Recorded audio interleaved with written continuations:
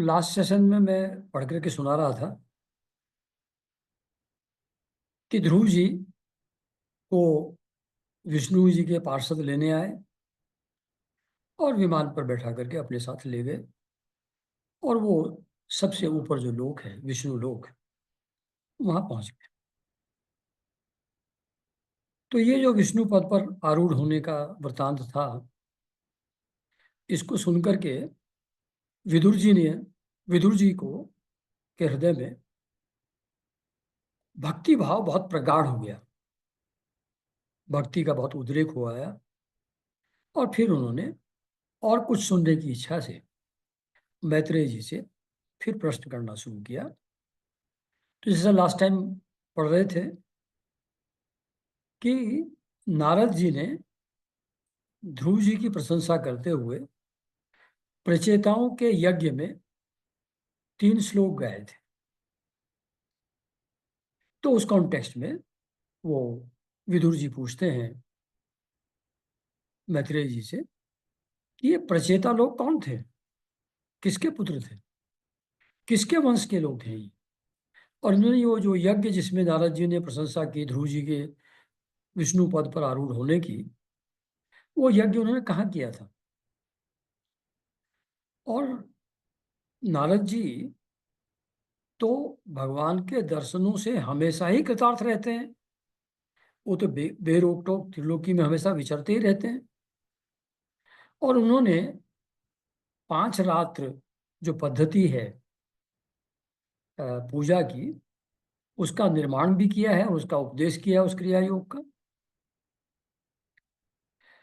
और जब प्रचेतागण अपने धर्म का पालन करते हुए, आचरण करते हुए भगवान की आराधना कर रहे थे, उस समय भक्तों में जो सबसे ऊपर हैं, भक्त प्रवर, नारद जी ने ध्रुव जी का गुणगान किया था। तो उस समय कुछ और भी भगवान की लीला कथाओं का वर्णन हुआ होगा। तो वो सब आप मुझको सुनाइए, वो सब सुनने की मेरी बहुत इच्छा है। तो मैत्रेय जी कहते हैं कि सुनो आगे की कहानी। कहले जब ध्रुव जी वन में चले गए, मतलब जब साधना करने के लिए दोबारा गए थे, तब उनको लेने के लिए आए थे ना वो विष्णु के पार्षद। तो उन्होंने उत्कल को, जो उनका पुत्र था, उसको राज सिंहासन पर अभिषिक्त किया, करना चाह रहे थे, लेकिन उसने मना कर दिया। क्योंकि जो उनका पुत्र उत्कल था, वो जन्म से ही शांत चित्त था। उसकी किसी चीज में आसक्ति नहीं थी, वो आसक्ति शून्य था, समदर्शी था, सबको एक ही नजर से देखता था, संपूर्ण लोगों को अपनी आत्मा में देखता था, मतलब एज इफ हिज आत्मा इज ऑल परवेडिंग, और सभी लोग उसके अंदर समाहित हैं। और अपनी आत्मा को संपूर्ण लोकों में स्थित देखता था, मतलब जितने भी जीव हैं, all of them are pervaded by his atma, जो यूनिवर्सल कॉन्शसनेस है, ऑल परवेडिंग, वो आत्मा से बाकी जीव भी परवेडेड हैं। मतलब तो संपूर्ण लोगों को अपनी आत्मा में और अपनी आत्मा को संपूर्ण लोकों में स्थित वो देखते थे। तो ये कहने का तरीका अलग अलग है। बेसिक चीज ये है कि जो ऑल परवेडिंग कॉन्शसनेस है, उसको ही वो अपना स्वरूप समझते थे, and therefore everything was with in that. सब लोग उसी में स्थित थे।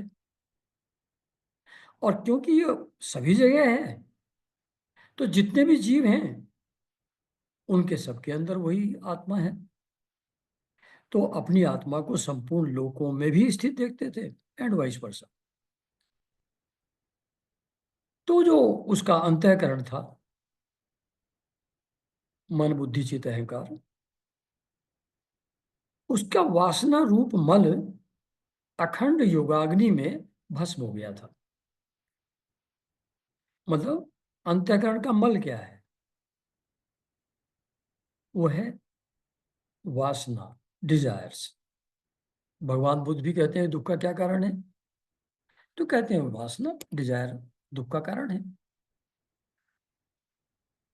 तो जो मल है अंतःकरण का, वो है वासना, डिजायर। वो अपना बचपन से ही योग अभ्यास करते थे।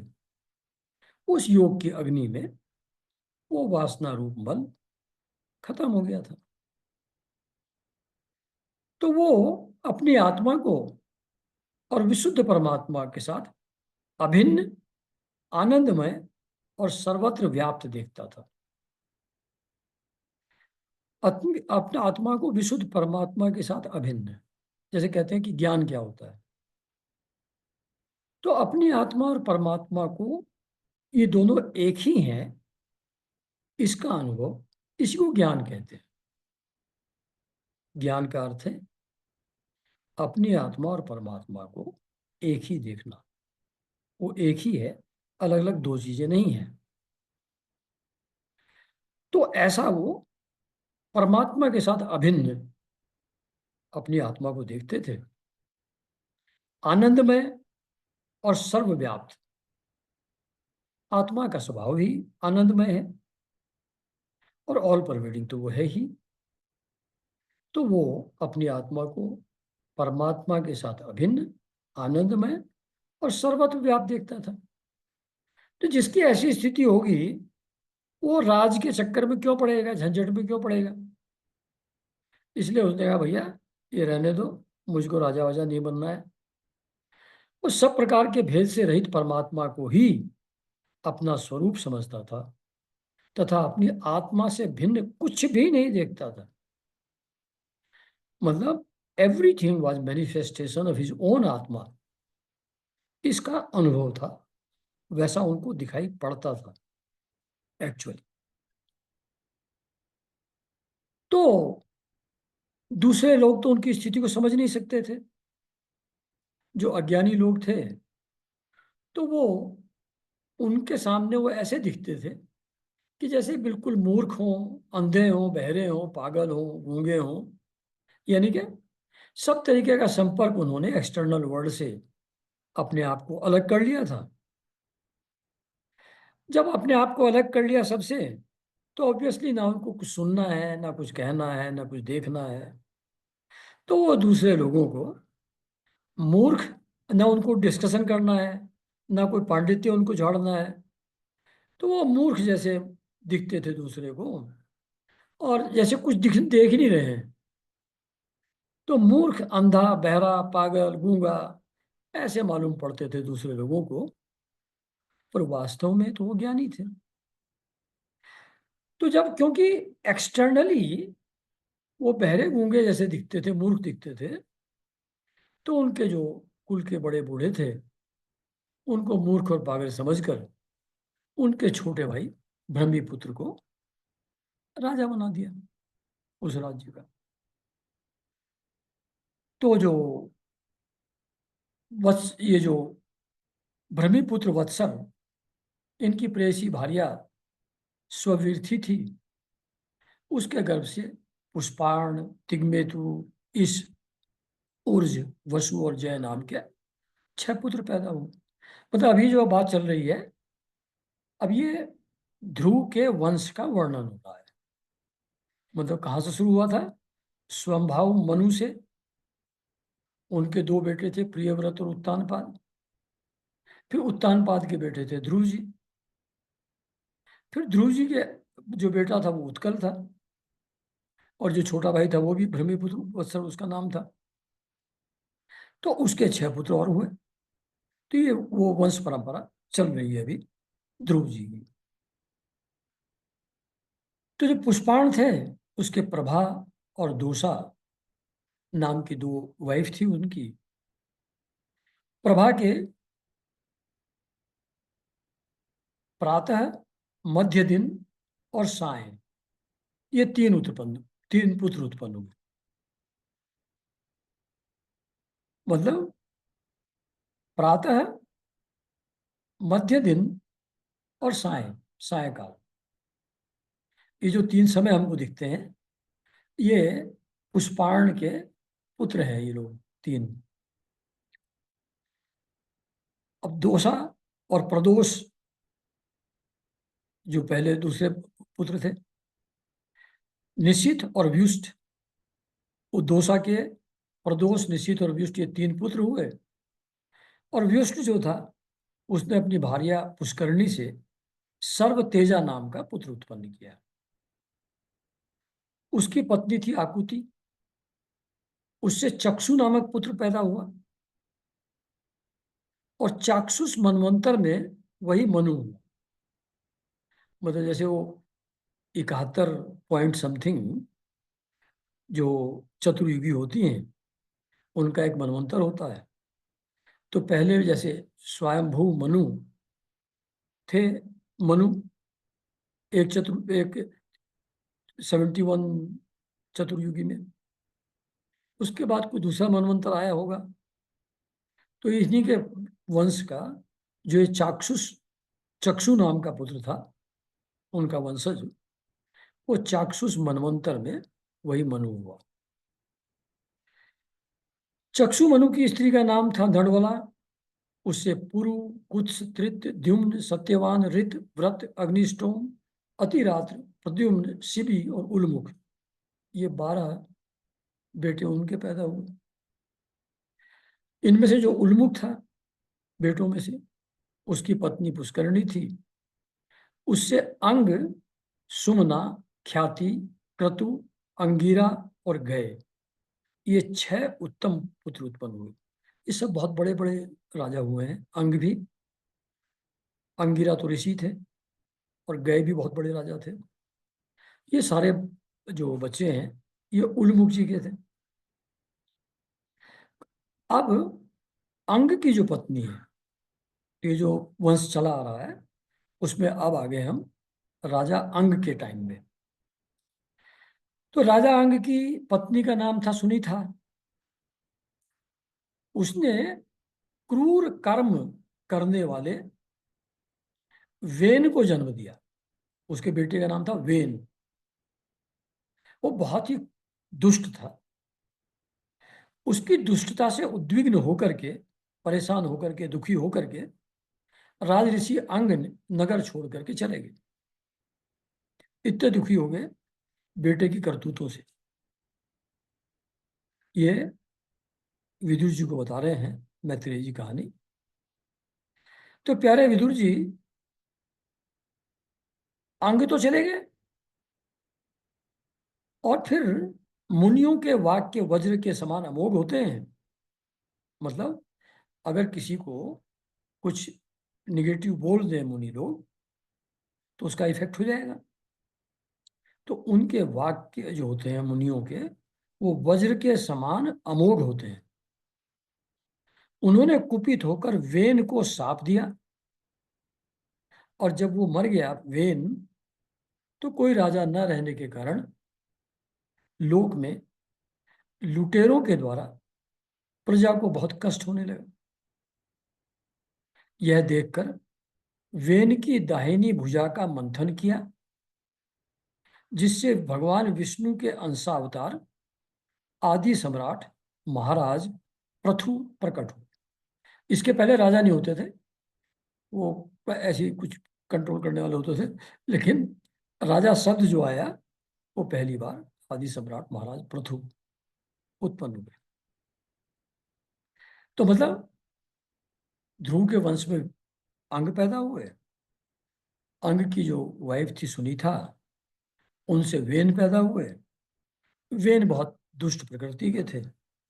उससे दुखी होकर के अंग जी चले गए घर छोड़ करके। और फिर क्योंकि वो बदमाशी बहुत ज्यादा करता था वेन, तो ऋषियों ने उसको अपने वाक्यों से ही मार डाला। जब वो मर गया, तो बहुत सारे लुटेरे बढ़ गए। अब लुटेरे से कैसे बचा जाए? तो फिर मुनियों ने सोचा कि अंग के पूर्वज तो बहुत अच्छे अच्छे राजऋषि हुए हैं, उनका वंश ऐसे ही खत्म नहीं हो जाना चाहिए। अब ये वेन को तो हमने मार डाला, अब इसी से वंश कैसे चलाया जाए। तो अब ये बड़ी टेक्नोलॉजी होती थी उस जमाने में।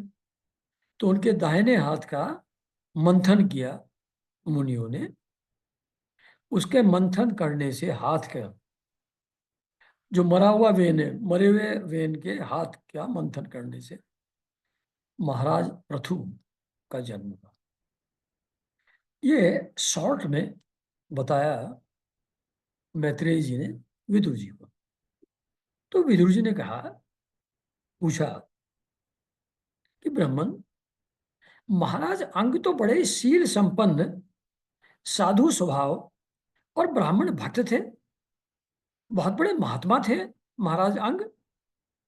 उनके यहाँ वेन जैसा दुष्ट पुत्र कैसे पैदा हो गया, और ऐसा दुष्ट जिसके कारण दुखी और को नगर छोड़ना पड़ा।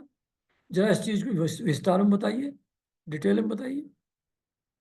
और ये जो राजा भी बना वेन बाद में, तो ऐसा भी क्या अपराध कर दिया उसने कि मुनीश्वरों को साप रूप दंड युग का प्रयोग करना पड़ा उसके अगेंस्ट, उसको मार डालने के लिए। ऐसा क्या अपराध किया। और फैक्ट तो यह है कि प्रजा का ऐसा कर्तव्य है कि अगर प्रजापालक राजा से कोई पाप हो भी जाए तो उसका तिरस्कार न करें, क्योंकि राजा के अंदर 8 लोकपालों का तेज होता है। मतलब सूर्य, वरुण, इंद्र एटसेट्रा, इन सब चीजों की पावर राजा के अंदर होती है। तो अगर कभी गलती कर भी दे, वो पाप कर भी दे, तो भी उसका तिरस्कार नहीं करना चाहिए पब्लिक को, ऐसा शास्त्र कहते हैं। ये विदुर जी पूछ रहे हैं मैत्रेय जी से। और ब्राह्मण, आप तो भूत भविष्य सभी कुछ जानते हैं, इसकी नॉलेज के मामले में आप सर्वश्रेष्ठ हैं। इसलिए आप मुझको, सुनीता का जो पुत्र था वेन, उसने क्या क्या बदमाशियां की, क्या क्या करतूतें थी उसकी, वो सब आप मुझको सुनाइए। मैं आपका श्रद्धालु भक्त हूँ और मुझको ये सब सुनने की बड़ी इच्छा है। मैत्रेय जी ने कहा, ओके, सुनिए। तो उन्होंने कहा, विदुर जी, एक बार राजऋषि अंग ने अश्वमेध महायज्ञ का अनुष्ठान किया था। उसमें जो वेदवादी ब्राह्मण थे, वो जब आवाहन कर रहे थे यज्ञ करते हुए, तो देवता लोग अपना भाग लेने नहीं आए।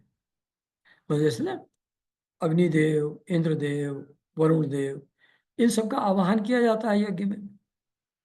तो ये उसमें जब आहुति डालते हैं, तो वो देवता वहां प्रकट होकर के अपना अपना भाग लेते हैं। लेकिन जब ये अश्वमेध यज्ञ हो रहा था राजऋषि अंग का, उसमें आवाहन करने पर देवता लोग आए नहीं। तब जो ऋत्विज थे, यानी कि ब्राह्मण जो कंडक्ट करते हैं यज्ञ, उन्होंने आश्चर्यचकित होकर के, विस्मित होकर के पूछा कि राजन, हम आहुतियों के रूप में जो घृत आदि पदार्थ हवन कर रहे हैं, उसे देवता लोग स्वीकार ही नहीं कर रहे हैं। जबकि आपकी सामग्री जो हम डाल रहे हैं इस यज्ञ में, वो दूषित नहीं है। आपने बड़ी श्रद्धा से उसको जुटाया है। और जो हमारे वेद मंत्र हैं, वो भी बलहीन नहीं है, क्योंकि उनका प्रयोग करने वाले ऋत्विजगण याजकोचित सभी नियमों का पूर्णतया पालन करते हैं। ये इंपॉर्टेंट एस्पेक्ट है कि जो ऋत्विजगण होते हैं, यानी कि यज्ञ करने वाले ब्राह्मण होते हैं, उनके लिए नियम होते हैं, डूज एंड डोंट्स होते हैं। क्या खाना, क्या नहीं पीना, किस तरीके का व्रत करना, जमीन पर सोना, ब्रह्मचर्य का पालन करना, ऐसे बहुत सारे नियम होते हैं ब्राह्मण के लिए, जो यज्ञ करवाते हैं, करते हैं। तो यहाँ पर जो ऋत्विज गण है, जो यज्ञ करने वाले ब्राह्मण हैं, वो तो सब नियमों का पालन करते हैं। इसलिए उनके मंत्रों में भी कोई कमी नहीं है, वो भी बलहीन नहीं है।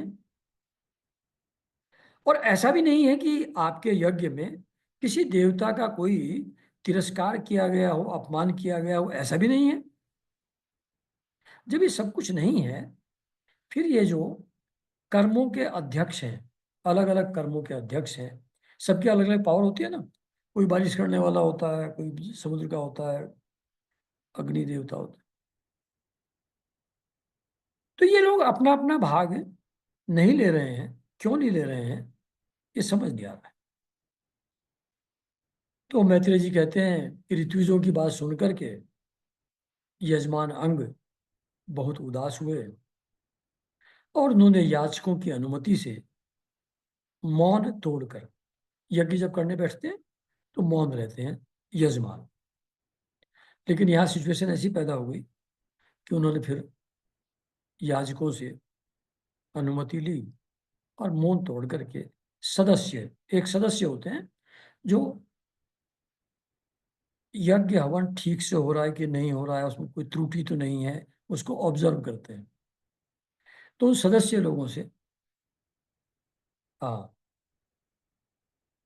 हाँ, तो उन्होंने सदस्य लोगों को पूछा कि ये आवाहन करने पर भी देवता नहीं आ रहे हैं, सोम पात्र भी ग्रहण नहीं कर रहे हैं, तो आप लोग बताइए मुझसे ऐसा कौन सा अपराध हुआ है जिसके कारण से ये रेस्पॉन्ड नहीं कर रहे हैं देवता लोग। तो सदस्यों ने कहा कि राजन, इस जन्म में तो आपसे तनिक भी अपराध नहीं हुआ है। हाँ, पूर्व जन्म का एक अपराध अवश्य है, जिसके कारण सर्वगुण संपन्न होने के बाद भी आप पुत्रहीन हैं। तो आपका कल्याण हो। तो पहला आप ऐसा करिए फिर कि पहले सुपुत्र प्राप्त करने का उपाय कीजिए। यदि आप पुत्र की कामना से यज्ञ करेंगे, मतलब ये जो अभी तो चल रहा था अश्वमेध यज्ञ, तो वो तो सक्सेसफुल नहीं हो रहा है। पहले इसको छोड़ो, अभी पहले पुत्र प्राप्त करने के लिए यज्ञ करो। जब उसके लिए आप यज्ञ करेंगे तो भगवान यज्ञेश्वर आपको अवश्य पुत्र प्रदान करेंगे। और जब संतान के लिए यज्ञ पुरुष हरि का आवाहन किया जाएगा, जब वही आ जाएंगे, फिर देवता लोग तो स्वयं ही अपना अपना यज्ञ भाग ग्रहण करने आ जाएंगे। वो तो सबऑर्डिनेट पोजीशन वाले लोग हैं। तो वंस ही इज देयर, तो देवता लोग फिर आ जाएंगे। तो उनको बुलाने के लिए, पुत्र प्राप्ति के लिए आप यज्ञेश्वर भगवान का यज्ञ करिए। क्योंकि भक्त जिस जिस वस्तु की इच्छा करता है, श्री हरि उसको वही वही पदार्थ देते हैं। और जिस प्रकार आराधना आराधना करता है कोई भी, उसी के हिसाब से उसको फल भी मिलता है। तो राजा ने कहा ठीक है, करो भाई। तो राजा अंग को पुत्र प्राप्ति का निश्चय करा करके ऋत्विजों ने पशु में यज्ञ रूप से रहने वाले विष्णु भगवान के पूजन के लिए पुरोडास नामक चरु समर्पण किया। ये कुछ दाल चावल से बनने वाली कोई डिश है जिसको पुरोडास बोलते हैं। तो वो चरु समर्पण किया गया उस यज्ञ में। अग्नि में आहुति डालते ही उस पुरोडास नामक चरु की अग्निकांड से सोने के हार और शुभ्र वस्त्रों से विभूषित एक पुरुष प्रकट हुए। वे एक स्वर्ण पात्र में सिद्ध खीर लिए हुए थे। तो अग्निकुंड से एक सोने का हार और शुभ्र वस्त्र पहने हुए पुरुष प्रकट हुए। उनके हाथ में स्वर्ण पात्र था और उसमें वो खीर लिए हुए थे। तो उदार बुद्धि राजा यंग ने याजकों की अनुमति से अपनी अंजलि में वह खीर ले ली और उसे स्वयं सूंघ कर प्रसन्नता पूर्वक अपनी पत्नी को दे दिया। तो जो पुत्रहीन रानी थी, उन्होंने वो पुत्र प्रदायिनी खीर खाई और अपनी पति के सहवास से गर्भ धारण किया। तो उससे यथा समय उनको एक पुत्र पैदा हुआ। वो जो पुत्र पैदा हुआ वो बाल्यावस्था से ही अधर्म के वंश में उत्पन्न हुए, अपने नाना मृत्यु का अनुगामी था। इनकी जो वाइफ थी अंग जी की, सुनीता, वो मृत्यु की पुत्री थी। तो वो मृत्यु जो है वो तो अधर्म का वंश है, अधर्म के वंश से आई थी वो सुनीता, जो वाइफ थी उनकी। तो वो अधर्म का वंश का होने के कारण से वो उसी तरीके से अधार्मिक हुआ धर्म के वंश से। अब देखो यहाँ दो तीन चीजें समझने की हैं। एक तो ये कि जो चीज अपने आप नहीं आ रही है उसको पाने का जब प्रयास किया जाता है तो उसका रिजल्ट वो अच्छा फल नहीं देता। तो पहले भी वो धुंधुकारी की एक कहानी सुनी थी आप लोगों ने। वहां भी जो बच्चा पैदा हुआ था वो भी बड़ा खतरनाक पैदा हुआ था। माँ बाप बहुत दुखी और परेशान हो गए थे। यहाँ भी इनको नॉर्मल कोर्स में बच्चा पैदा नहीं हो रहा था। इन्होंने भी यज्ञ के द्वारा बच्चा प्राप्त करने की कोशिश किया, तो इनको भी वैसा पुत्र पैदा हो गया, पहली बात। और दूसरी बात क्या है कि अच्छे आदमी का बच्चा अच्छा ही पैदा हो, ये जरूरी नहीं है। हिरण्यकशिपु के यहाँ प्रहलाद पैदा हो जाते हैं, और वो विश्रवा मुनि के यहाँ रावण और कुंभकर्ण पैदा हो जाते हैं। और दूसरा, एक धर्म का वंश है, एक अधर्म का वंश है, दोनों उसी भगवान की क्रिएशन है, कहीं अलग से नहीं आ गए हैं। तो उसमें इंट्रिंसिकली सब एक ही हैं, सब उसी प्रभु के हैं, और इनका सबका अपना अपना रोल है, और इनको ये साथ साथ को एग्जिस्ट हमेशा करते हैं। तो अधार्मिक होना भी, वो जो अधार्मिक व्यक्ति है वो भी उसी भगवान का क्रिएशन है, सात्विक राजसिक तामसिक गुणों का कॉम्बिनेशन है, जिससे धार्मिक लोग पैदा होते हैं। सोर्स एक ही है। तो खैर, तो वो परम शांत और जो सब पॉजिटिव गुण वाले राजा अंग थे, उनके यहाँ वो पुत्र पैदा हो गया, और वो उसकी माँ मृत्यु की पुत्री थी, तो अधार्मिक हो गया बच्चा। तो धनुष बाण चढ़ा करके वन में जाता और व्याध के समान बेचारे भोले भाले हरिणों की हत्या करता। उसको देखते ही लोग इतना डर जाते थे कि वेन आया कह के भाग जाते थे, एकदम छुप जाते थे लोग उसको देख कर। तो वह ऐसा क्रूर और निर्दयी था कि जैसे बच्चे उसके साथ खेल रहे हैं अपने साथ वाले, तो उनको पशुओं की भांति मार डालता था, अपने साथी लोगों को भी। ऐसा क्रूर स्वभाव का बच्चा पैदा हुआ भाई। तो जब ऐसी वेन की दुष्प्रकृति देखी महाराज अंग ने, तो तरह तरह से सुधारने की चेष्टा की, परंतु वे उसे सुमार्ग पर लाने में समर्थ नहीं हुए। इससे उन्हें बड़ा ही दुख। तो ये थर्ड चीज समझने की है कि वो प्रारब्ध के हिसाब से, पुराने जन्मों के कर्म के हिसाब से, सात्विक रासिक तामसिक गुणों के हिसाब से जिसका स्वभाव जैसा होता है वो वैसा ही रहता है। उसको सुधारने का कितना भी प्रयास किया जाए वो सुधरता नहीं है। तो महाराज अंग ने जितनी भी टेक्निक्स थी सुधारने की, सब लगा कर देख लिया, लेकिन कुछ सुधार उसके अंदर नहीं हुआ। तो नहीं होता है। तो बहुत सी बार लोग समझते हैं कि हमारी अपब्रिंगिंग में कोई कमी रह गई, जिसके कारण से बच्चा बर्बाद हो गया, बिगड़ गया। अगर हम ऐसा कर लेते तो शायद ठीक हो जाता। तो ऐसा कुछ नहीं है। प्रारब्ध के हिसाब से जिसको जैसा बनना होता है वो वैसा ही बनता है। हिरण्याकशिपु के यहाँ कितना ही उसने बिगाड़ने की कोशिश किया उसको, पूजा पाठ से दूर करने की कोशिश किया, लेकिन प्रहलाद दूर नहीं हुए, एंड वाइस वर्सा। ऐसे जो बच्चे निगेटिव टेंडेंसीज के हैं, उनके माँ बाप कितना ही उनको सुधारने की कोशिश करें, वो सुधरते नहीं हैं। तो हल्का फुल्का बच्चों को समझा दिया, और ये कोई जरूरी नहीं कि जो हम समझते हैं कि ये ठीक है वो ठीक ही हो।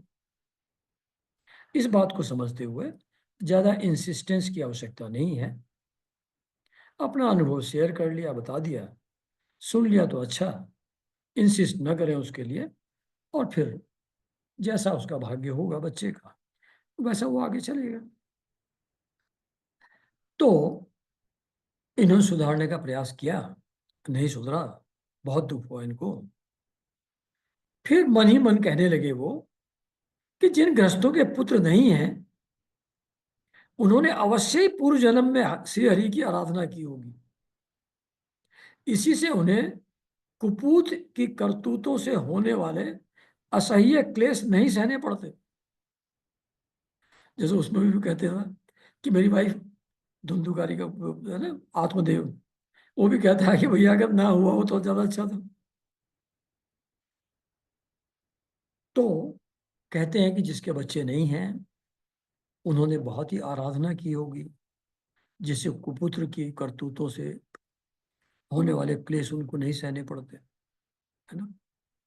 तो अगर किसी को बच्चे नहीं हो रहे हैं, तो नहीं हो रहे तो नहीं हो रहे हैं, उसके लिए कोई दुखी होने की आवश्यकता नहीं है। हो सकता अगर होता तो बहुत प्रॉब्लम का कारण होता।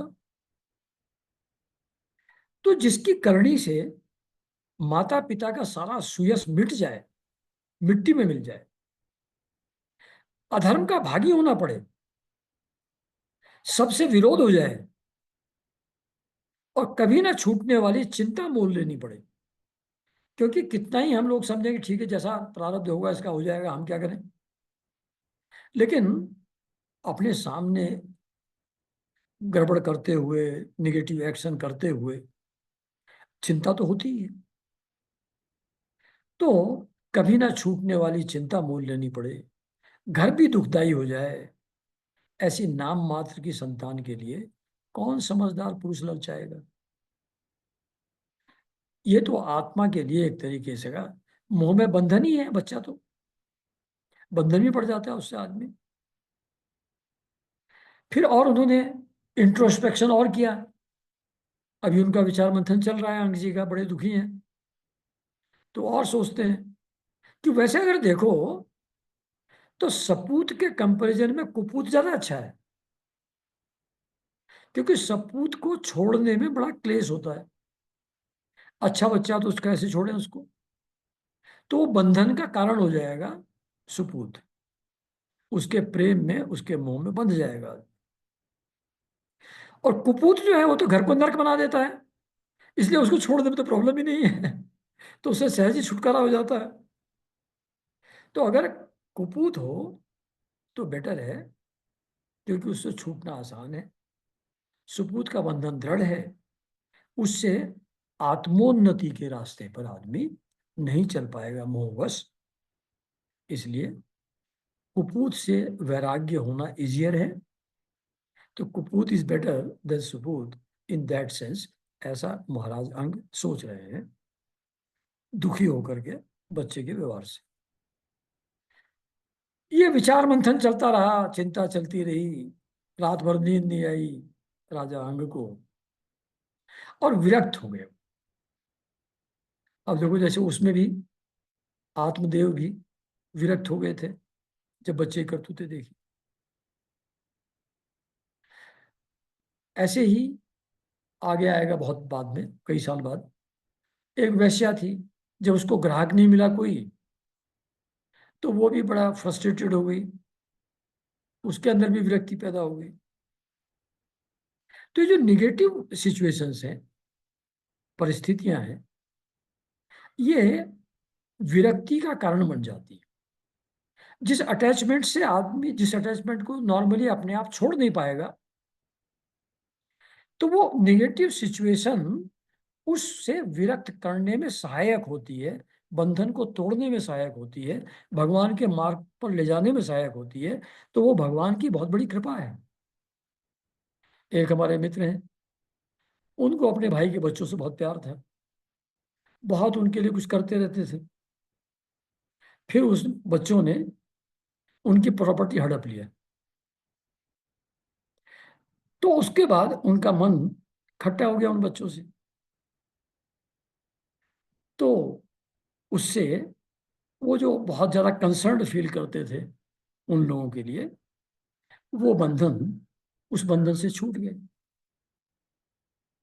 तो निगेटिव सिचुएशंस, जो फॉल्स अटैचमेंट्स हैं, ऑल अटैचमेंट्स आर फॉल्स, वो सब के सब बंधन का कारण है। वो सब भगवान के रास्ते में अवरोध हैं। तो ये परिस्थितियां भगवान की कृपा है इन्हें वे, जिस अटैचमेंट से हम खुद छूटने में सक्षम नहीं हैं, उससे छुड़ाने में मदद मिल जाती है बाय दीज सिचुएशंस। तो विरक्त हो गए रात में सोचते सोचते, और आधी रात के समय अपने बिछौने से उठे, और वेन की माता नींद में सोई हुई थी, बिल्कुल बेसुध।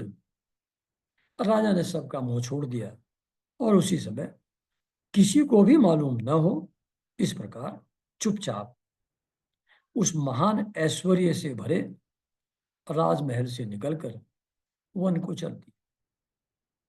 तो चले गए साहब अंग जी। जब प्रजा को यह पता लगा, क्योंकि अंग तो बहुत अच्छे राजा थे,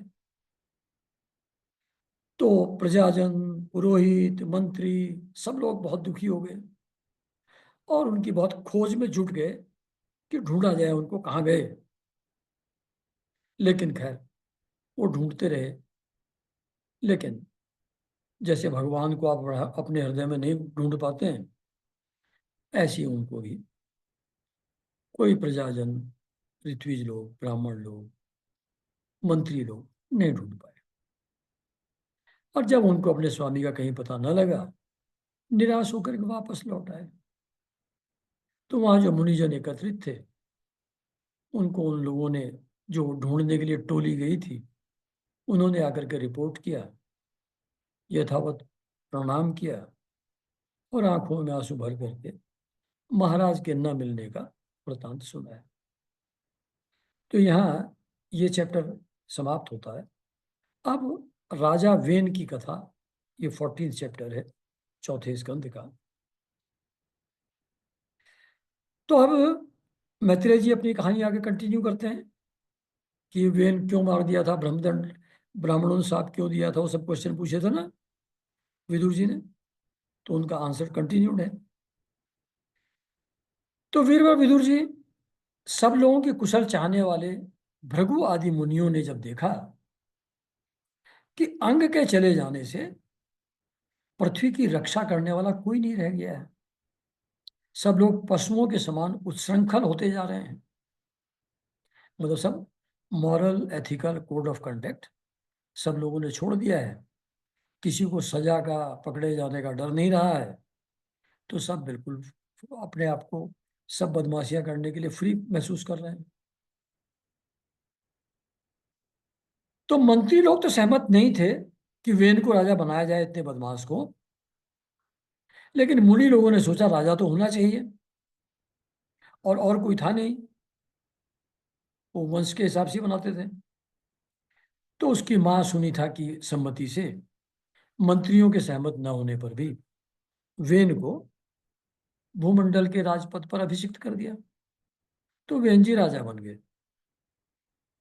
तो उनके राजा बनने का एक पॉजिटिव इफेक्ट तो हुआ कि सारे जो चोर डाकू थे, जब उनको लगा कि अब तो वो आ गया है वेन, तो डर के मारे, जैसे सांप के डर से चूहे तुरंत छुप जाते हैं, ऐसी सारे चोर डाकू तुरंत छुप गए जैसे ही पता लगा कि वेन राजा बन गया है।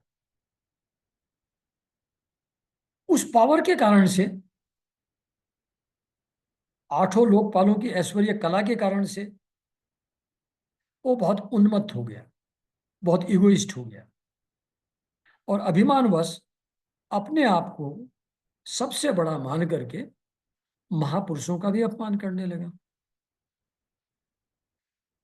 उस ऐश्वर्य मद से जब अंधा होकर के वो रथ पर चढ़ करके निरंकुश हाथी के समान पृथ्वी और आकाश को कपाता हुआ सर्वत्र विचरने लगा। और फिर उसने डिक्लेयर किया कि कोई भी द्विजातीय किसी प्रकार का यज्ञ, दान और हवन न करे, ऐसा उसने अपने राज्य में ढिंडोरा पिटवा करके सारे धर्म कर्म बंद करवा दिए। तो यज्ञ, दान और हवन कोई नहीं करेगा मेरे शासन में। ये देवताओं के लिए होते हैं ना, देवताओं को खुश करने के लिए। देवता क्या होता है? सब कुछ तो मैं हूं। तो ऐसा समझ करके अभिमानवश सारे धर्म कर्म बंद करवा दिए। तो जब ये जो दुष्ट था वेन, उसके अत्याचार को देख करके सारे ऋषि मुनि फिर एकत्र हुए और लगा कि ये तो संसार को ऊपर बहुत बड़ा संकट आ गया है इसके राजा बनने से। तो बनाया इन्होंने ही था। फिर करुणावश इस संसार में लोग इतने दुखी हो रहे हैं इसके कारण से आपस में कहने लगे कि भैया, जैसे दोनों तरफ से लकड़ी अगर जल रही हो और बीच में लकड़ी में कहीं कोई चींटी वीटी या छोटे मोटे जीव जंतु हो, तो जैसे वो बिल्कुल महान संकट में पड़ जाते हैं, वैसे ये जो प्रजा है, एक ओर से राजा और दूसरी ओर से चोर डाकू के अत्याचारों से ऐसी हालत हो गई पब्लिक की। तो हम लोगों ने अराजकता ना हो, लॉलेसनेस ना हो, इस डर से अयोग्य होते हुए भी वेन को राजा बनाया था। लेकिन ये तो खुद ही इसी से भय पैदा हो गया पब्लिक को। भय से, डाकुओं के भय से मुक्त करने के लिए इसको बनाया था। अब इसी से भय उत्पन्न हो गया है, तो ऐसी अवस्था में प्रजा को सुख शांति कैसे मिलेगी? तो ये जो सुनी था कि कोख से उत्पन्न हुआ वेन है, ये स्वभाव से दुष्ट है। लेकिन सांप को दूध पिलाने के समान इसको पालना पालने वालों के लिए भी अनर्थ का कारण हो गया है। हम लोगों ने पाला, इसको बड़ा बैठाया, ये हम लोगों के लिए समस्या पैदा हो गया है। जिस प्रजा की रक्षा के लिए हमने इसको अपॉइंट किया था, नियुक्त किया था, आज ये उसी को नष्ट करने पर तुला हुआ है। पर चलो, फिर भी एक बार समझा के देखते हैं इसको। इतना संभव होने पर भी हमें इसे समझाना अवश्य चाहिए। तो अगर हम समझाएंगे तो इसके किए हुए पाप हम लोगों को नहीं छुएंगे। मतलब अदरवाइज पाप के भागी वो भी थे, क्योंकि राजा इन्होंने बनाया था ना, तो ये लोग भी पाप के भागी थे। ऐसे आदमी को अपॉइंट क्यों किया? लेकिन हम समझाते हैं इसको, रास्ते में लाने की कोशिश करते हैं। अब भाई, हमने अगर अपना एफर्ट कर लिया तो फिर उसका, इसके किए हुए पापों का असर हमारे ऊपर नहीं पड़ेगा। अगर ये हमारे समझाने पर भी नहीं मानेगा हमारी बात, तो पब्लिक का धिक्कार तो ऑलरेडी है। पब्लिक तो ऑलरेडी इसके अगेंस्ट है। तो लोक धिक्कार से दग्ध हुए इस दुष्ट को हम अपने तेज से भस्म कर देंगे। ऐसा विचार करके मुनि लोग वेन के पास आए और अपने क्रोध को छिपाकर उसे प्रिय वचनों से समझाते हुए इस प्रकार कहने लगे। तो अंदर तो बहुत गुस्सा थे, लेकिन प्रेम से बात कर रहे थे, राजा साहब से बात कर रहे थे ना। और समझाना है तो समझाना तो प्रेम से ही हो सकता है।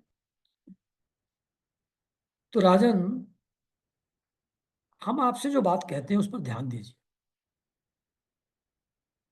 इससे आपकी आयु, श्री, बल और कीर्ति की वृद्धि हो। आयु, श्री, बल और कीर्ति सबकी वृद्धि होगी अगर आप हमारी बात पर ध्यान देंगे तो। कहते तात, यदि मनुष्य मन, वाणी, शरीर और बुद्धि से धर्म का आचरण करे तो उसे स्वर्ग आदि शोक रहित लोकों की प्राप्ति होती है, और यदि निष्काम भाव से करें तब तो मोक्ष भी मिल सकता है। तो कहते हैं कि हमारी बात सुनिए, मन, वाणी और शरीर और बुद्धि से अगर धर्म का आचरण करेंगे, किसी कामना के हिसाब से करेंगे तो स्वर्ग की प्राप्ति होगी, निष्काम भाव से करेंगे तो मोक्ष मिलेगा धर्म का आचरण करने से। इसलिए वीरवर, प्रजा का कल्याण रूप वह धर्म जिससे सब कुछ मिलता है, वो आपके कारण से नष्ट नहीं होना चाहिए, क्योंकि धर्म का अगर नष्ट होगा तो राजा भी अपने ऐश्वर्य से च्युत हो जाएगा, राजा का ऐश्वर्य भी चला जाएगा, उसकी पावर भी चली जाएगी। जो राजा दुष्ट मंत्री और चोर आदि से दुष्ट मंत्री और चोर आदि से अपनी प्रजा की रक्षा करते हुए न्याय अनुकूल कर लेता है, पब्लिक को अपने फेवर में कर लेता है, वो इस लोक और परलोक दोनों जगह में ही सुख पाता है। यहां पर भी आराम से रहेगा, परलोक में भी उसको अच्छी स्थिति मिलेगी अगर दुष्ट मंत्रियों, चोर आदि से अपनी प्रजा की रक्षा करेगा राजा तो। और जिसके राज्य में या नगर में वर्णाश्रम धर्म का पालन करने वाले पुरुष स्वधर्म पालन के द्वारा भगवान यज्ञ पुरुष की आराधना करते हैं, महाभाग अपनी आज्ञा का पालन करने वाले उस राजा से भगवान प्रसन्न रहते हैं। तो मतलब जो प्रजा है वो अपने वर्णाश्रम व्यवस्था को पालन करते हुए, धर्म का पालन करते हुए यज्ञ पुरुष की आराधना करते हैं, यज्ञ हवन करते हैं, यजन करते हैं। जिसके राज्य में पब्लिक ऐसा करती है उस राजा से भगवान प्रसन्न रहते हैं, क्योंकि वही सारे विश्व की आत्मा और संपूर्ण भूतों के रक्षक तो वही हैं। वो तो ब्रह्मा आदि जो जगदीश्वर हैं उनके भी ईश्वर है भगवान, तो जो यज्ञेश्वर हैं उनके प्रसन्न होने पर कोई भी वस्तु दुर्लभ नहीं रह जाती। तभी तो इंद्र आदि लोकपालों के सहित समस्त लोग उन्हें बड़े आदर से पूजा, उपहार आदि समर्पण करते रहते हैं। तो ये ट्रेडिशन चला आ रहा है। धर्म के हिसाब से यज्ञ, हवन, दान और धर्म के अनुसार से आचरण, यह व्यवस्था चली आ रही है। आपके कारण से नष्ट नहीं होनी चाहिए, इसको चलने दीजिए। ऐसा होगा तो आपके लिए भी अच्छा होगा, इस लोक में भी आप सुखी और आनंद रहेंगे और परलोक भी आपका अच्छा होगा। और उन यज्ञेश्वर की पूजा आराधना तो सभी इंद्र आदि लोकपाल भी करते हैं, तो फिर हम ना करें इसका कोई कारण नहीं है। जिसकी ब्रह्मा भी पूजा कर रहे हैं, इंद्र भी पूजा कर रहे हैं, उसकी पूजा हम ना करें ये तो उचित नहीं है। और वो अगर प्रसन्न रहेंगे हमसे तो कोई भी वस्तु दुर्लभ नहीं रहती, सब कुछ हमको मिल जाएगा। इसलिए राजन, श्री हरि समस्त लोक और लोकपाल और यज्ञों के नियंता हैं। वे वेद त्रयी रूप, तीनों वेद मतलब सामवेद, यजुर्वेद एंड ऋग्वेद, तो वेद त्रयी रूप वही हैं, उन वेदों के रूप में भगवान ही हैं। द्रव्य रूप जो सामग्री है वो भी वही है, तप स्वरूप तप भी वही है। इसलिए आपके जो देशवासी आपकी उन्नति के लिए अनेक प्रकार के यज्ञों से भगवान का यजन करते हैं, आपको उनके अनुकूल रहना चाहिए। You should be favourable to them, you should help them, जो यज्ञों से भगवान का यजन कर रहे हैं। उससे उनका भी भला होगा, राज्य का भला होगा, आपका भला होगा, not only here but also in परलोक। तो जब आपके राज्य में ब्राह्मण लोग यज्ञों का अनुष्ठान करेंगे, तब इनकी पूजा से प्रसन्न होकर भगवान के अंशरूप देवता आपको मनचाहा फल देंगे। अतः वीरवर, आपको यज्ञादि धर्मानुष्ठान बंद करके देवताओं का तिरस्कार नहीं करना चाहिए। तो वहां से शुरू किया था उन्होंने, वो शुरू में ढिंढोरा पिटवाया था ना, किसी यज्ञ धर्म और सब चीज बंद कर दो। तो कह रहे हैं कि ये बंद मत करवाओ, इससे देवताओं का तिरस्कार होगा, प्रॉब्लम हो जाएगी। एक बार मजाक करने के लिए कृष्ण भगवान ने भी इंद्र का यज्ञ बंद करा दिया था। तो उन्होंने बहुत भारी वर्षा करके परेशान कर दिया था। तो क्योंकि वहां बचाने के लिए कृष्ण भगवान खुद थे, इसलिए बच गए। अदरवाइज वो यज्ञानुष्ठान बंद होने से उनके नष्ट करने का पूरा इंतजाम तो इंद्र जी ने कर लिया था। तो देवताओं का तिरस्कार नहीं करना चाहिए, अदरवाइज वो अनफेवरेबल होकर के आपका सत्यानाश कर देंगे। तो ऐसा समझाया ऋषि मुनि लोगों ने वेन जी को। तो वेन ने कहा, यार तुम लोग तो बहुत ही मूर्ख हो, तुम अधर्म को धर्म समझ रहे हो। तुम्हारी रोजी रोटी तो मुझसे चलती है, तुमको जीविका देने वाला तो मैं हूं। तो जीविका देने वाले मुझ साक्षात पति को छोड़कर किसी दूसरे जार पति की उपासना, किसी दिव्य देवता की उपासना, व्हाट इज दिस नॉनसेंस। मूर्ख हो तुम। जो लोग ऐसी मूर्खतावश राजा रूप परमेश्वर का तो अनादर करते हैं, अगर राजा का अनादर करोगे तो तुमको ना इस लोक में सुख मिलेगा ना परलोक में। मुनि लोग उसको कह रहे थे कि धर्म का अनुष्ठान करने दोगे तो इस लोक में भी आराम से रहोगे और परलोक भी अच्छा होगा।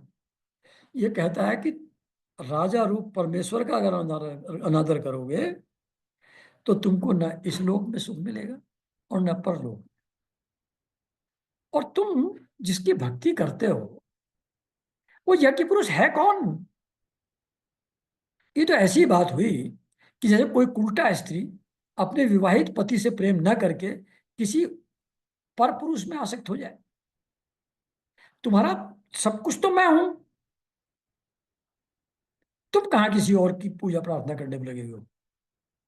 और ये जो विष्णु ब्रह्मा महादेव इंद्र वायु यम सूर्य कुबेर चंद्रमा पृथ्वी अग्नि और वरुण, ये जितने भी देवता लोग हैं और इनके अलावा भी जो वर और शाप देने में समर्थ देवता हैं, वो सबके सब तो राजा के शरीर में रहते हैं। इसलिए जो राजा है वो सर्वदेवमय है, सारे देवता उसके शरीर में वास करते हैं, सब लोकपालों की शक्ति उसके अंदर होती है। तो वो सर्वदेवमय है, सब देवता की पावर उसके पास है, सब देव उसके अंदर है। देवता लोग इंडिविजुअली उसके अंश मात्र हुए, दे काउंट फॉर नथिंग। तो कहते हैं कि राजा सर्वदेवमय है और देवता तो उसके छोटे छोटे अंश हैं राजा के। तो उनकी पूजा प्रार्थना करने का क्या मतलब। इसलिए ब्राह्मणों, तुम लोग ये मत्सरता छोड़ो और अपने सब कर्मों के द्वारा मेरा ही पूजन करो, मुझे ही बलि समर्पण करो। भला मेरे सिवा और कौन अग्र पूजा का अधिकारी हो सकता है। ऐसा वेन जी ने मुनि लोगों को बता दिया। तो फिर मैत्रेय जी कहानी आगे कंटिन्यू करते हैं कि इस प्रकार विपरीत बुद्धि होने के कारण वो अत्यंत पापी और कुमार्गामी हो गया था। वेन, उसके पुण्य सब समाप्त हो चुके थे। तो मुनियों के बहुत समझाने पर भी, विनय पूर्वक प्रार्थना करने पर भी उनकी बात पर उसने कोई ध्यान न दिया। और जब अपने आप को बहुत बुद्धिमान समझने वाला वेन था, जब इस प्रकार मुनियों का उसने अपमान किया तो अपनी मांग को व्यर्थ देख करके वो बहुत कुपित हो गए और मार डालो, इस स्वभाव से दुष्ट पापी को मार डालो, क्योंकि ये अगर जीता रह गया तो कुछ ही दिनों में संसार को भस्म कर देगा। ये जो दुराचारी है, ये राज सिंहासन के योग्य नहीं है, ये निर्लज है, और ये साक्षात यज्ञपति श्री विष्णु की भगवान की निंदा कर रहा है। ये औकात इसकी, जिसकी कृपा से ये ऐश्वर्य इसको मिला है, ऐसे श्री हरि की निंदा इस अभागे वेन को छोड़ करके और कौन कर सकता है। इस प्रकार अपने छिपे हुए क्रोध को प्रकट कर उन्होंने उसे मारने का निश्चय कर लिया। वह तो भगवान की निंदा करने से पहले ही मर चुका था, इसलिए केवल हुंकारों से ही उन्होंने उसका काम तमाम कर दिया। जब मुनिगण अपने अपने आश्रमों को चले गए उसका काम तमाम करके, तब वेन की जो शोकाकुल माता थी सुनीता, उसने मंत्र के बल से और अन्य युक्तियों से अपने पुत्र की शव की रक्षा करने लगी। डाला हुआ तेल वेल के कढ़ाई में जो भी करते हो मंत्र मंत्र करते हो। तो फिर लोगों में फिर आनंद आतंक फैलने लगा, बहुत उपद्रव होने लगे, पृथ्वी का कोई रक्षक नहीं रह गया। इसलिए चोर डाकुओं के कारण बहुत कुछ अमंगल तो नहीं होने लगा है, इस बात की चिंता मुनियों को फिर से हो गई। ऋषि लोग ऐसा विचार कर ही रहे थे कि सभी दिशाओं से धावा करने वाले चोर और डाकुओं के कारण उठी हुई बड़ी भारी धूल उन लोगों ने देखी। वो देखते ही समझ गए कि राजा वेन के मर जाने के कारण लॉलेसनेस हो गई है, अराजकता हो गई है देश में, राज्य शक्तिहीन हो गया है, चोर डाकू बढ़ गए हैं। ये सारा उपद्रव लोगों का धन लूटने वाले और एक दूसरे के खून के प्यासे लुटेरों का ही है। अपने तेज और तपोबल से इसकी प्रवृत्ति को रोकने की सामर्थ्य तो हम में है, लेकिन इसमें हिंसादि दोष है। इस ऐसा समझ करके उन लोगों ने उसको रोकने का कोई निवारण का उपाय नहीं किया। लेकिन फिर सोचा उन्होंने, ऋषियों ने, कि ब्राह्मण अगर समदर्शी भी हो, कि ठीक है लुटेरा भी ठीक है, लोग भी ठीक है, इसका क्या फर्क पड़ता है, समदर्शी भी हो, शांत भी हो, शांत स्वभाव भी हो, लेकिन जो बेचारे हैं, दीन है, उनको उनके हाल पे ही छोड़ देना, उनकी उपेक्षा कर देना, उससे भी ऋषियों का तप नष्ट हो जाएगा। उसी प्रकार नष्ट हो जाएगा जैसे फूटे हुए घड़े से जल बह जाता। तो राज ऋषि का ये अंग वंश, राजा ऋषि अंग का ये वंश नष्ट नहीं होना चाहिए, क्योंकि इसमें बहुत अमोघ शक्ति और भगवत परायण राजा हो चुके हैं। ऐसा निश्चय करके उन्होंने मृत राजा की जांग को बड़े जोर से मथा। उसमें से एक बौना पुरुष उत्पन्न हुआ। वो जो बौना पुरुष उत्पन्न हुआ वो जांग के मथने से हुआ था। जो पहले बताया था कि उनकी दाई भुजा के मंथन करने से पृथु पैदा हुए, वो अगले चैप्टर में आएगा। वो सेकंड स्टेज थी। फर्स्ट स्टेज में उनकी जांग का जोर से मथा गया, उससे एक बोना पुरुष उत्पन्न हुआ। वो कौवे के समान काला था। उसके सभी अंग, खासकर भुजाएं, बहुत छोटी थी। जबड़े बहुत बड़े, टांगे छोटी, नाक चपटी, नेत्र लाल और केस तांबे के से रंग के थे। ऐसा डिस्प्रपोर्शनेट बॉडी वाला काले रंग का पैदा हुआ उसमें से बच्चा बोना। उसने बड़ी दीनता और नम्र भाव से पूछा कि मैं क्या करूं। ऋषियों ने कहा तू बैठ जा। निषीद, निषीद वर्ड संस्कृत में होता है निषीद, निषीद, उसका अर्थ होता है बैठ जाओ। उन्होंने कहा बैठ जाओ, इसलिए उसको निषाद कहलाया वो आदमी जो बोलना था। उसने जन्म लेते ही राजा वेन के भयंकर पापों को अपने ऊपर ले लिया। इसलिए उसके वंशधर नैषाद भी हिंसा, लूटपाट आदि पाप कर्मों में रत रहते हैं। अतः वे गांव और नगर में न टिककर वन और पर्वतों में ही निवास करते हैं। निषाद लोग, लूटपाट ही उनका। ये भी एक बड़ी इंपॉर्टेंट एस्पेक्ट है कि ये जो पैदा हुआ, इसने वेन के सारे पापों को अपने ऊपर ले लिया, जिसके कारण से दूसरे लोग सज्जन स्वभाव के हो सके। सृष्टि में अधर्म और धर्म, पाप और पुण्य, ये सब कुछ है। कुछ लोग अगर पाप को नहीं ले लेंगे तो दूसरों को लेना, दूसरे के हिस्से में आ जाएगा वो। तो जो पापी लोग हैं वो हम लोगों के ऊपर एक तरीके से एक एहसान कर रहे हैं। पाप को वो अपने ऊपर ले रहे हैं जिससे हम लोग पाप से फ्री हो जाएं।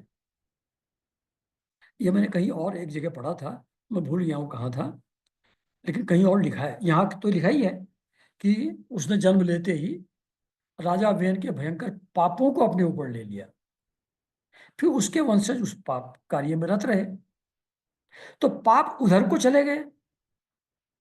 तो फिर वो पृथु जो है वो धर्म के रास्ते पे चल पाए उधर, क्योंकि बैलेंस तो रहेगा सृष्टि में। पाप और पुण्य तो रहेंगे, आतंकवादी और सुधारने वाले तो रहेंगे। ये अपोजिट काइंड के जो फोर्सेस है, they are always at play in this universe. तो पापियों से, दुराचारियों से, निगेटिव लोगों से, दो कारणों से अपने मन में निगेटिव भाव उनके प्रति नहीं रखना चाहिए। एक कारण ये कि वो जैसा भगवान ने बनाया है, जैसा सात्विक राजसिक तामसिक के कारण से हैं, जैसा प्रारब्ध है, उसके हिसाब से वो ऐसे हैं। They are not free to act otherwise. वो विवश है वैसा ही करने के लिए, तो उनकी गलती है ही नहीं। Therefore we need not have any negative feeling against them. और सेकंड, ये पाप उन्होंने अपने ऊपर ले लिए हैं तो उससे हम लोग फ्री हैं। नहीं तो वो पाप घूमते फिरते हमारे ऊपर आ जाते, तो उससे हम लोग बच रहे हैं। तो इन दोनों कारणों से जो सो कॉल्ड अधार्मिक हैं, पापी हैं, निगेटिव हैं, उन लोगों के अगेंस्ट, आतंकवादी हैं, है ना, तो उन सब लोगों के अगेंस्ट हमको अपने मन में किसी भी प्रकार का बुरा विचार नहीं रखना चाहिए। वो भी उसी भगवान की क्रिएशन है जिसके हम लोग क्रिएशन है, और वो पाप शेयर करके हम लोगों को इनडायरेक्टली बेनिफिट पहुंचा रहे हैं। तो यहाँ ये चैप्टर समाप्त होता है। फिर अगली बार राजा पृथु का जन्म और उनके कार्य फिर वो नेक्स्ट सेशन में डिस्कस करेंगे। ओके, नमस्कार एवरीबॉडी।